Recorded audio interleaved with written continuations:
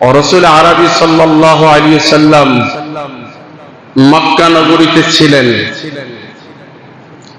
এই মক্কা থেকে কাফেররা ষড়যন্ত্র করে মক্কায় থাকতে দেননি, মদিনায় সফর করেছেন।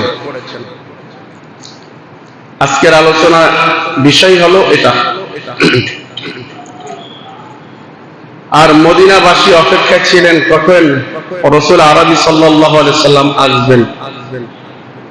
মদিনাবাসীরা রাসূলকে যতটা ভালোবাসছেন, ভালোবাসার কারণে আজকের মদিনায় ফুল ফুটেছে। সুবহানাল্লাহ।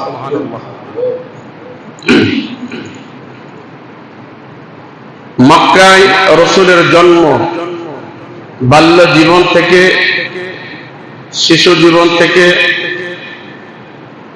প্রায় রাসূল আরবি সাল্লাল্লাহু আলাইহি ওয়াসাল্লামের নবুয়তেরও 13টা বছর এখানে কাটাইছেন। নবুয়তেরও 13টা বছর কাটাইছেন মক্কায়। এরপরে কাফেররা চিন্তা করলো যে দিনার দিন মানুষ ইসলাম ধর্ম গ্রহণ করতেছে, ইসলাম ধর্মকে মিটাইবার জন্য ইসলাম ধর্ম দাওয়াত দিচ্ছেন কে? তাকে দুনিয়া থেকে বিদায় করে দিলেই তো মিটে যাবে। এটা ছিল কাফেরদের ধারণা। আসলে ইসলামের মূল দাওয়াত হচ্ছেন লাউহে মাহফুজের দাওয়াত। এটা নিবাইতে চাইলেও নিবানো যাবে না।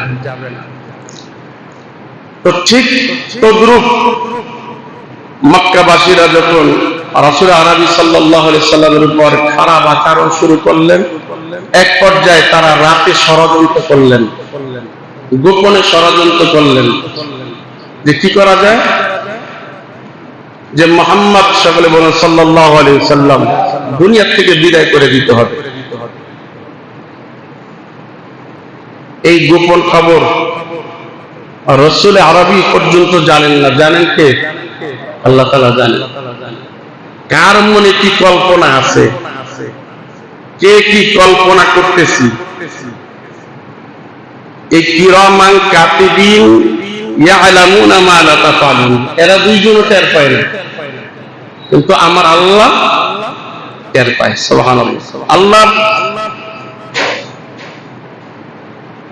নজর থেকে কেউ বঞ্চিত হতে পারে না।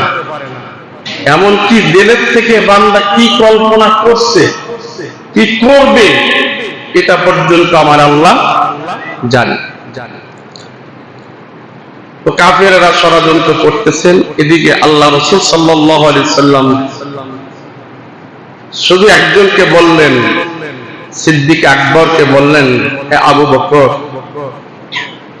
আমার মনে হয় যে আমি এই মক্কা নগরীতে থাকতে পারবো না। তো এই মক্কা নগরীতে তুমি আমার হিজরতের সাথী হবে। এটা বলছেন 6 মাস আগে। দেখেন রাসূলের ভালোবাসা আবু বকরের দিলের ভিতরে কেমন ছিলেন। রাসূলকে আবু বকর ভালোবাসতেন, সম্মান বাড়ছে না কমছে? বাড়ছে।